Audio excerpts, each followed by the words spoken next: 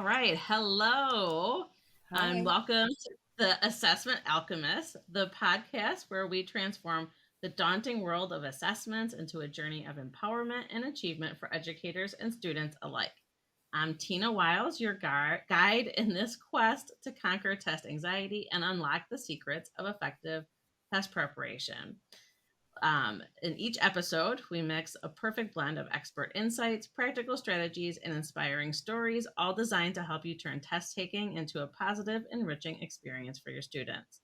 Whether you're a teacher, a school counselor, or an educational enthusiast, you're in the right place to create alchemy in learning and assessment. So let's dive into today's topic and discover how we can turn educational challenges into opportunities for growth and success. Welcome to the Assessment Alchemist. And I am so excited that we have a guest today, um, Gabrielle Plastrik. Is that how you say it? Yeah. Awesome. Awesome. So please go ahead and introduce yourself. Hi, everybody, and welcome. I am an eighth grade teacher. I have taught eighth grade for most of my 19 years of teaching, and I've also taught every grade, kindergarten through senior year of high school. And in addition Wow. to being an English teacher, I speak about mindfulness and how to use mindfulness in schools and classrooms. And I just like love the way that we can use this as a tool, mindfulness based interventions to help teachers support students. Wow. Well, thank you again so much for joining us. You've taught every grade. That's craziness. I really like the high school, but the those younger ages I wouldn't be able to do. And I already told you before when we were talking, my youngest is in eighth grade, and I am so happy that we're almost done with middle school. I taught computers to kindergartners, and it was an event. I was like, you cannot say my name anymore. Like that's the rule in the room. You cannot say my name. I can't even imagine. My nephew, he's in first grade now, but last year when they had him write out like an email address and he got home and he's like, we wrote letters and then we wrote this weird, like squirrely thing. That's the at symbol. Yep. I can only imagine what it was like teaching them computers. Well, so how did you first become interested in mindfulness? So that's I have like a personal mindfulness journey that started before I even knew really like that the thing was called mindfulness. Yeah. When I was a middle schooler, I um, I had a really intense period of anxiety where the so like I it would like make me sick. So stomach sickness, which happens a lot when like almost Yeah. like every time I hear of a middle schooler who's got upset stomach all the time, like usually there's a tie-in with like the gut and the brain and all the emotion stuff, right? Um, and my therapist at the time gave me all these strategies to do like progressive muscle relaxation and like taking like mindful walks, but it wasn't called that, and like all these things to do. And so I had this like battery of strategies or like a toolbox that I knew I could go to and like then used them for years and years and years. And then in 2009, I had a class of students where like 99% of the students actually had an anxiety disorder diagnosis in the class. And it's like, we're just going to like talk about this out loud together because that's like all but one of you, really.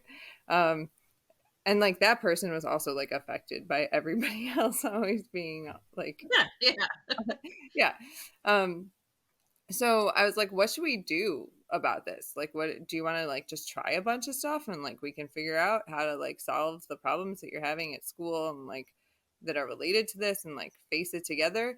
And they were like, yeah, let's do it. So I taught a really little school in Madison, Wisconsin for gifted kids. And um, so they also already had like a lot of things in common in terms of like the way their brains were wired and like the way they thought about things. So they were like, let's do an experiment, which is actually one of the ways I recommend teachers kind of approach it with students, especially if they're new to it, because it's totally okay for something to not work for somebody. And like, I think Right. that's one of the problems people come up against is they're like, well, like this kid just hates it. He's going to ruin it every time we do it. And it's like, well, so make it like an experiment, right? It's okay for it to not work.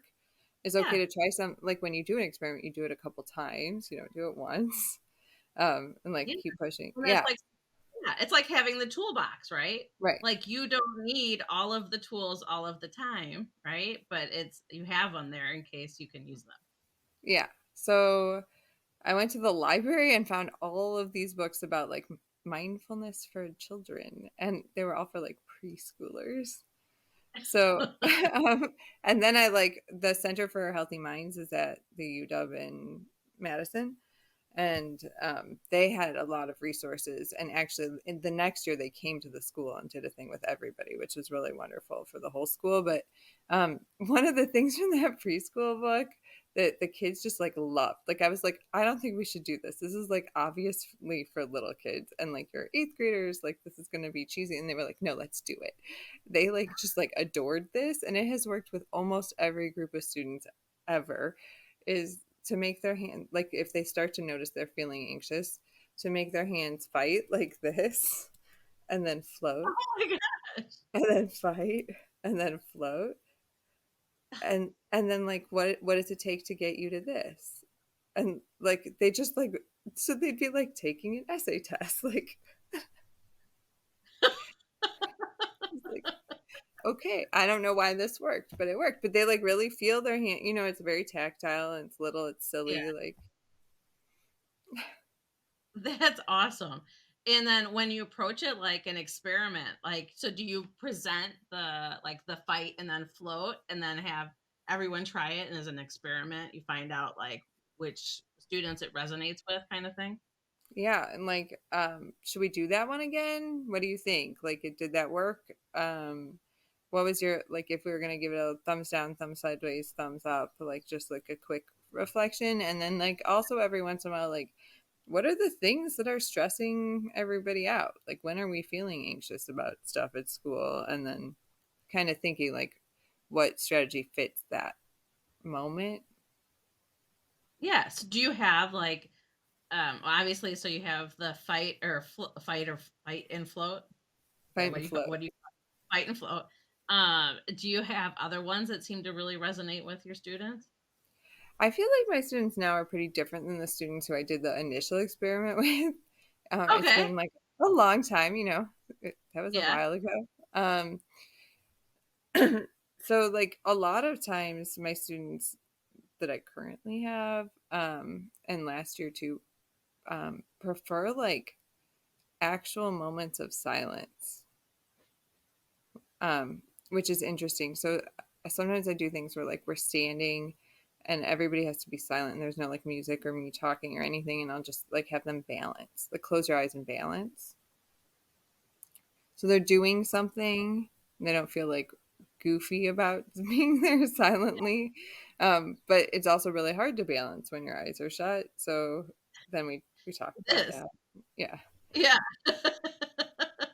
I'm just thinking from some of my own yoga stuff. I'm like, that is actually a lot harder than it sounds. Yeah. And they're always like, well, that's so easy. I could totally do that. And I'm like, well, you can with your eyes open. Um, Yeah. Yeah. so that works sometimes. Sometimes we need like a routine where it's like going to be the same every class. So like it might be that like the first 30 minutes of every class are just going to be like we're going to sit there and think about what we need for today. Like, or to, I write an intention on the board every day instead of like like I know a lot of schools require the teacher to write, students will do this today, right? But like Right. I write an intention that's more of like a metaphor for what we're doing. Like if we're doing literary analysis, it might say like see the leaves on the trees, and so it might be like we're just going to spend 30 seconds thinking about that, like what does that mean, and focusing Okay. on being ready for that. um and so like that kind of quiet seems to work really well for them. I think they feel a lot of noise in their lives. Yeah. um Yeah.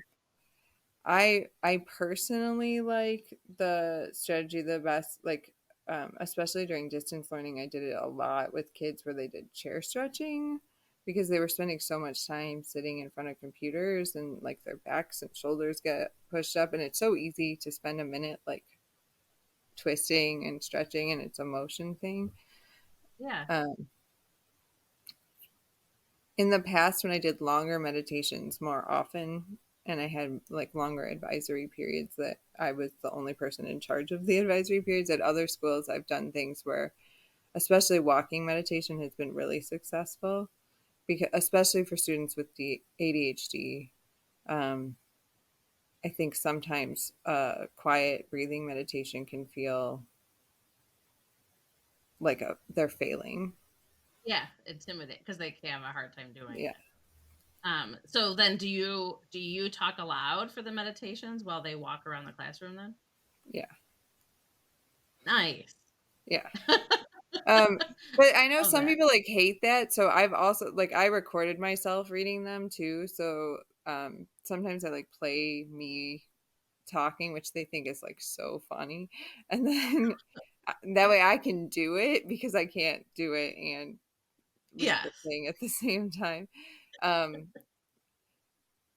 and like sometimes during distance learning, it was kind of really fun because I made like not a real podcast, but like I just made a podcast for the kids with all of them posted to it, so they could like pick which ones they want to do that day. And so then I knew which ones were getting played the most.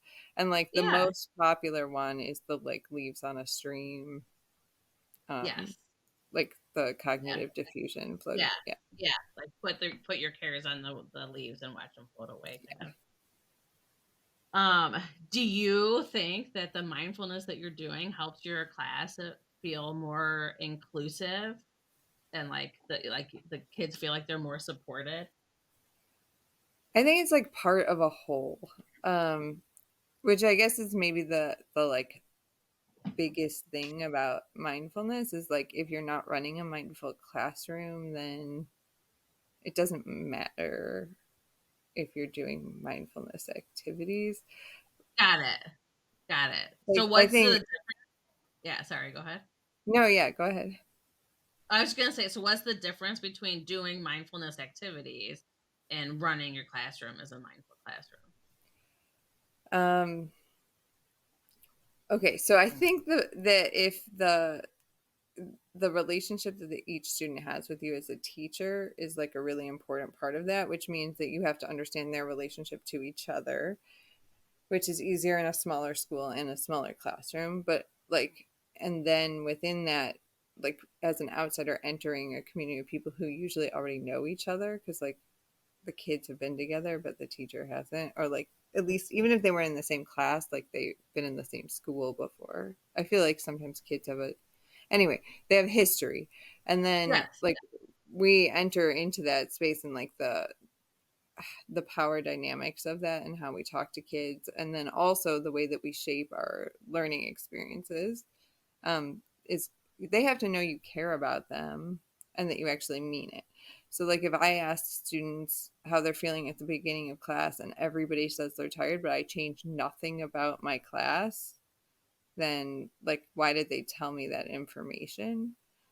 So Right. like there's like a newish teaching tool, Pear Deck, which actually just changed to like Pear Learning this week. Yeah. Um, Oh, and did at the it really? beginning, I love yeah, I love Pear Deck. I love Pear Deck too. At the beginning, they have that slide that asks how you're feeling. And like at first, I was like, I'm so excited that this is here because everybody should be checking in with kids about things like that. And now it's there. It's like they have to see it.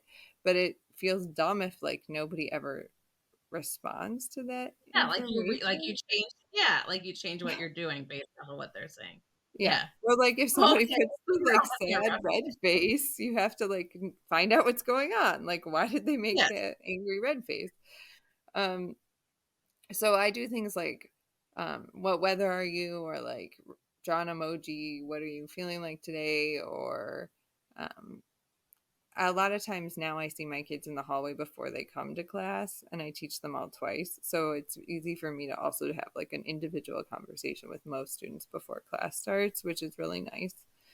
Or like I know that the chairs at school are not very comfortable for students, and they're also not like body friendly for students who have different body types. Like they're little chairs, and sometimes we have tall and large kids, like, Yeah.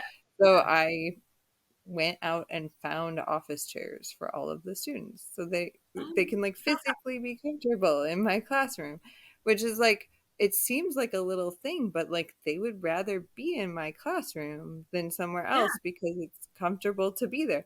And like I don't use overhead lights, I use ambient lights, which for a lot of kids makes a huge difference. Like they get headaches from the lights, or the lights bother their eyes. And then I have little lights on each desk, so if a kid needs brighter lights, they can like turn on their lamp and they have control. Because like, why should I care? Like, if you know sometimes it feels Yeah. like we control things in a space that we don't need to control as the adult in the room. And like giving them that little bit of like, I have control over something, does minimize anxiety. Like they feel like, oh, Yeah. I can, like, if they're cold, I don't want them to be freezing. I'd rather them adjust the temperature and like we can make it better. I have little weights they can use at the table. So like if they need I don't have a weighted blanket because I don't want to have to wash a weighted blanket, but I have like little fabric weights and they can like set Yeah. them in their laps.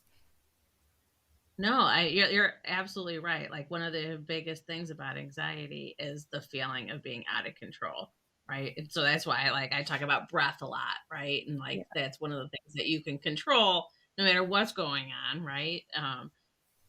So that's amazing that you're able to give your students all that like individuality, right? Of like helping to make the environment the best that it could be for them.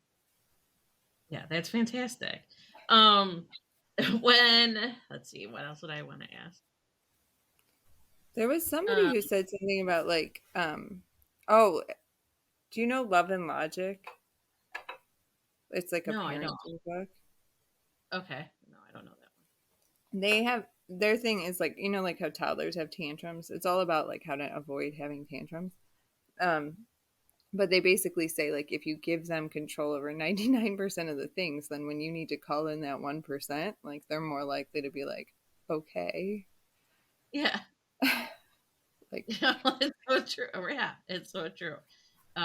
Especially as you get to the older kids, yeah.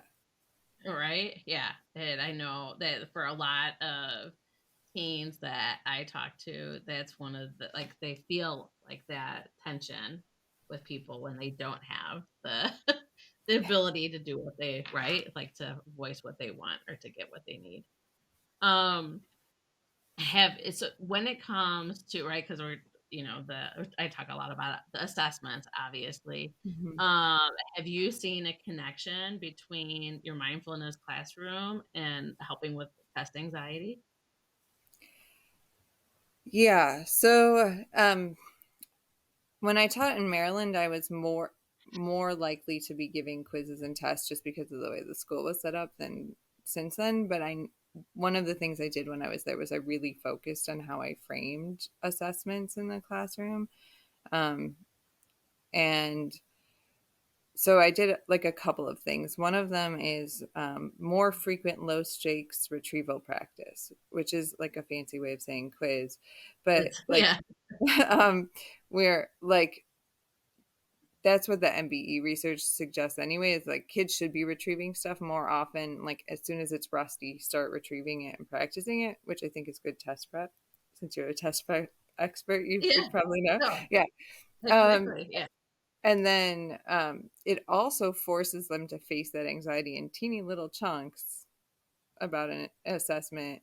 And then it's like, okay, it was like 2 points, like, Yeah. let's Yeah. move Without on. the pressure. Yeah. So they get a lot of exposure.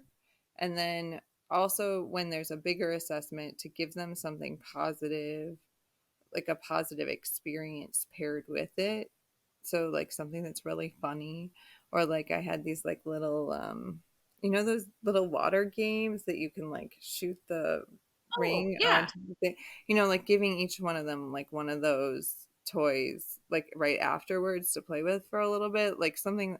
We have play that ball bouncing game for focus sometimes. Like, let's do that after the test. And then because like one of the things that some of the research shows is like once you've had a negative testing experience or assessment experience, that's what you think when you enter the new assessment. And so it's kind of like pain, like somebody who's been bitten by a snake, and so every time they see a Yeah. snake they feel the bite. Like you have to like change the story, so we have to make it feel happy and like give them new emotional memories to pair with the assessment, if that makes sense.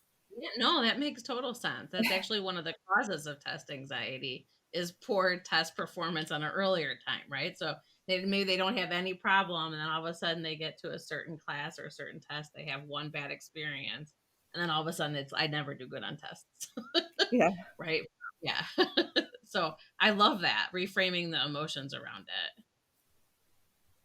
So if you had to give advice to a teacher that was interested in starting to create a more mindful classroom, are there resources or things that you would recommend that they start? Where do they start basically? So they should start by practicing mindfulness themselves, which I know we talked about a little bit before, but I think if they, I feel like it's hard to be mindful all the time. It's like, right, that's what yogis do and gurus, and like it's hard. You can't be mindful all the time. But I notice times when I am less mindful because I start to get like I'm less likely to pause between a stimulus and a response. And I notice that it's happening. And I'm like, oh, I have to start doing more of my actual own mindfulness again. So I'm like more regulated and ready to like be with students in a mindful way. Um, and also like you could predict that. You could be like, I know that like the beginning of the year is more stressful, right around grades is more stressful, during conferences is more stressful. So like plan for being more mindful, like make time for yourself to like be in the moment and have a really clear definition of what mindfulness is. Like for me, it is just like compassionately trying to be in the moment, right? Like to be like gentle with yourself and other people and focus on just right now. And to like understand that failure is probably inevitable. like Right. um Right. how long can you sit there just thinking about right now is not very long for most people.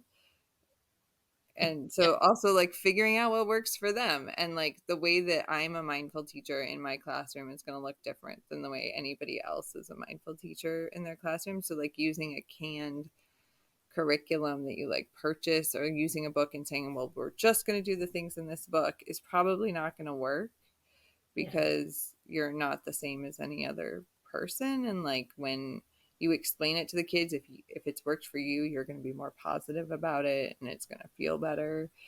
Like one year, the only reason anything I did worked with this one group of kids is because this really very popular, very powerful girl in the class was doing sports therapy for a terrible injury, and they taught her mindfulness in the hospital.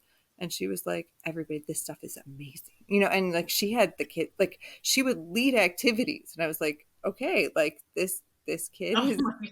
in charge of this now. Like um so like they have to be on board, you have to be on board.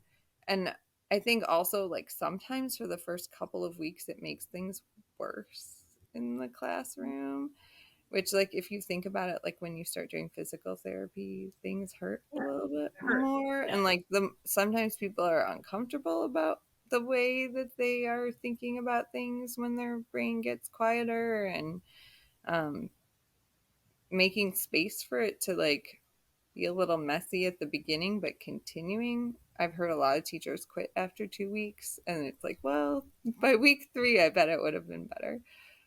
Yeah. Yeah.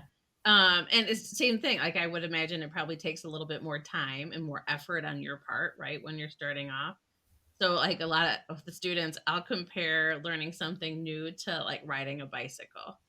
Like you thought you were going so fast with training wheels on, and then you take the training wheels off, and everything slows down, and you have all these, you fall, right? You have problems. But when you keep at it, when you learn it, you're going faster than you ever could with training wheels on, right? It's like learning anything new takes some practice. That's a good metaphor. Thank you. You could tell I talk with a lot I'm, of teens. I'm going to use that. Yes, awesome, awesome. And no, we had talked before about like there was some negative stuff that kind of came out about mindfulness a couple years ago, right? And some research. And I think a lot of the stuff that you were just talking about actually talks exactly to what right? Like what some of the misconceptions were of like, I'm going to read this book or follow this curriculum that tells me it's mindfulness, and then it's going to work perfectly in my classroom. Yeah. And I Yeah. think, Was there anything else? Yeah. so I was looking over that research and also some of the responses from the meta study. And okay, so one of the big things that came out of it, which actually makes a lot of sense, is that mindfulness based interventions work better in schools, in elementary school. Because the whole point is to give kids a bunch of tools to Yeah. practice using all the time. And if they start using them when they're 5 and 6, it makes a huge difference for the whole rest of their lives, right? Like, because they Yeah. actually practice using them and then they're using them for all of elementary school and they have fewer incidences and problems when they're in middle and high school. So that's a big deal. And Yeah. it says a lot about maybe what should be happening in kindergarten. But also, they work best when the classroom teacher's doing it. But a lot of schools were like, let's have a guidance counselor who you never see or talk to come Oh into your yeah. room and do this intervention. And that's strange. Yeah. Like, Let's have this stranger come in and talk to you about how you should be, breathing or like calming your mind. You're like, why am I going to listen to them? Yeah. yeah. And I think also some of it is like, well, so if a kid has an anxiety actual disorder, they're probably in therapy because they got diagnosed and they have the support of figuring out what strategies work best for them in that one-on-one therapy space. So like what mindfulness in the classroom is doing is catching kids who are not diagnosed, who might have an episode or like experience anxiety in the way that like just being a human living life you experience Yeah. anxiety versus the Yeah. disorder. So then it's also like, would they even recognize that it's helping them on a survey later? Right. Oh, so So true. some of it is like, for years and years and years there was no research about it, and then there was this big study that said it was basically the same as any other SEL, like social emotional learning in Yeah. class, which Right. isn't saying it's like a negative thing. It was just like, Yeah. in high schoolers, the intervention showed up as the same as other interventions. So I was like, well, so really it's about who's using them, how they're using them. Are you, and I think that, is it a mindful classroom piece that's huge, because if you're like a teacher Yeah. who's like, I have this deadline, you have to meet my deadline, why don't you do my homework, and like writing emails every time they do something wrong, and then you're also like, and now let's be in the moment together, like, Yeah. And I think when you said like the teacher practicing themselves, right? Like knowing taking the self reflection and being able to relate to the students, right? When they're trying to learn something new, even can make a big difference, I would think. yeah.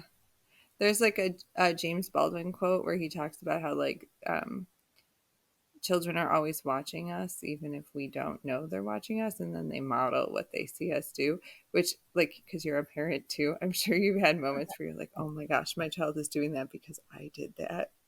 No, totally. It even happens with the oldest, right? Like the first time that they like say shit when they drop something, and you're like, oh my gosh, they even used it in the right sense. Yeah. But I think they watch that, like, and sometimes I try, do you know RAIN, the acronym for mindfulness? No, no. It's recognize, allow, investigate, and non-identify. And Okay. so I have students do it for characters. So we like practice like learning about their emotional granularity, like how characters experience incidents through emotions.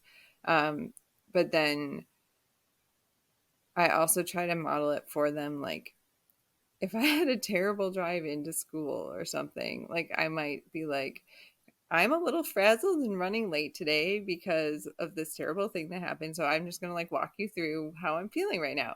Like I'm recognizing I'm super frazzled and like I'm going to sit for 10 seconds and just like be a little freaked out that I'm not ready for class because I'm coming in late, and which like never happens. But and then um like how does that feel? Where am I feeling that Right. frazzledness? Like, Yeah. and then Yeah. No. okay, like do I have to be frazzled right now, or could I like take a breath and then like be calmer about talking to all of you? And then they like see me do that, which doesn't take very long. But then Right. sometimes like they're having an altercation at recess, and I can be like, okay, I'm gonna walk through a rain with you, and you Right. are gonna sit here and be quiet for a minute. Like, and then Yeah. I just ask them the questions and they can do it. um so I like, and it doesn't have to be that acronym. I think there are other ones, like there's an STOP one too, but I don't know what that one Okay. means because I don't use it. Yeah. But it's basically just like, this is the incident, and then the Yeah. you have to Like like work through put it. something before your response to the stimuli. Well, thank you. I want to do some more research on that. I love it. Well, I want to be really cognizant of your time. Thank you. So was there anything else that you wanted to add? um I guess I really hope people try mindfulness on their own so they can see if it works for them and if it helps them. I know right now a lot of children are experiencing more anxiety than before, and also like maybe think of anxiety as a bad thing, which then they feel anxiety about. But like the more we can just normalize that like humans feel anxious, and mindfulness has existed since like before we started writing history down. So like Exactly. people obviously figured this out a long time ago. So we can practice it and see if it helps us.